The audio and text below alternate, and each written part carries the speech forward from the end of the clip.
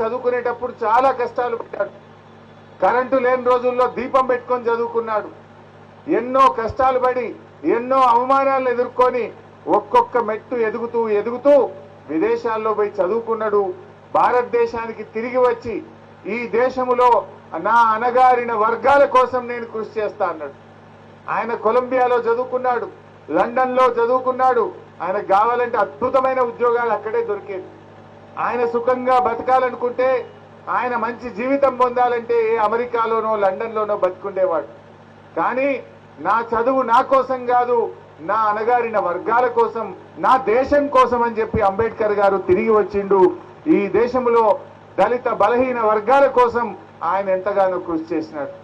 అలాంటి అంబేద్కర్ ను మనం కూడా ఇలా ఆదర్శంగా తీసుకొని ముందుకు పోవాలి. చాలా మంది చదువుకున్నారు. అంబేద్కర్ పెట్టిన భిక్ష ఇవాళ రిజర్వేషన్లు.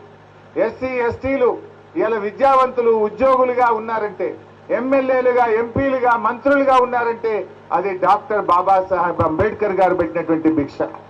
ఆయన భిక్షతో పదవుల్లో వచ్చిన వాళ్ళు, ఆయన యొక్క ఇచ్చిన రిజర్వేషన్ తో విద్యా ఉద్యోగాలు పొందిన మనము ఆయన నిజమైన వారసత్వాన్ని కొనసాగించాలంటే ప్రజలను చైతన్యపరచాలి, ప్రజలను మేల్కొల్పాలి, ప్రజలకు తమ హక్కులను తెలియజెప్పేటువంటి బాధ్యత ఈ తరం యువత, ఈ తరం విద్యావంతులు, ఉద్యోగులు దాన్ని ముందుకు తీసుకొని పోవాల్సినటువంటి అవసరం ఉంది.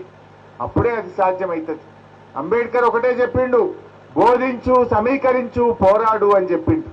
మరి ఆ రకంగా అంబేద్కర్ ఆలోచనను బోధించండి, ప్రజలను ఒక్కతాటి మీదకి తెచ్చి సమీకరించండి, హక్కుల కోసం పోరాడండి అని చెప్పి అంబేద్కర్ గారు చెప్పినారు. మరి మనం ఈ పండగ ఒక్కరోజు జరుపుకోవడమే కాదు, ఈ పండగ 365 రోజులు ఆయన ఆలోచన విధానాన్ని అమలు చేయడం కోసం కృషి చేయడంలోనే నిజమైనటువంటి పండగ ఉంది. ఆనాడు కేసీఆర్ గారి ప్రభుత్వం ఎస్సీ ఎస్టీ సప్లైన్ తెచ్చి డబ్బులు ల్యాబ్స్ కావద్దు, ఏ సంవత్సరమైనా తప్పిపోయి ఖర్చు కాకపోతే క్యారీ ఫార్వర్డ్ చేసి వచ్చే సంవత్సరం కూడా ఆ నిధులు ఖర్చు పెట్టాలని చెప్పి ఒక చట్టాన్ని తెచ్చింది ఆనాడు బీఆర్ఎస్ ప్రభుత్వం. ఆ రకంగా కేసీఆర్ గారు దళితుల్లో ఒక అభ్యున్నతి రావాలని దళిత బంధు లాంటి పథకాన్ని దేశంలో ఎవరు ఆలోచించని విధంగా తెచ్చారు.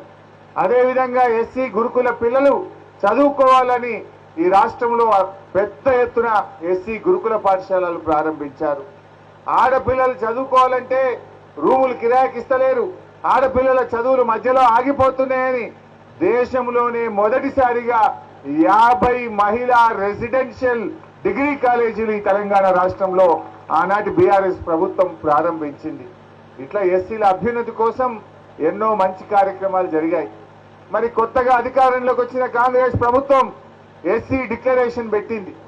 ఎస్సీ ఎస్టీ డిక్లరేషన్ పెట్టి అనేక హామీలు ఇచ్చింది. కానీ 2.5 సంవత్సరాలైనా ఒక్క హామీ కూడా అమలు కాకపోవడం నిజంగా చాలా బాధకరం.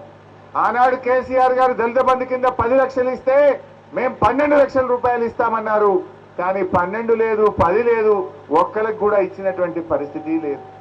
అదేవిధంగా చదువుకున్న పిల్లలకు 10వ తరగతి పాస్ అయితే 10,000, ఇంటర్మీడియట్ పాస్ అయితే 25,000, డిగ్రీ పాస్ అయితే 1,00,000, పీజీ పిహెచ్డి చేస్తే 2 లక్షలు ఇస్తాం ఎస్సీ ఎస్టీ విద్యార్థులకు అన్నారు.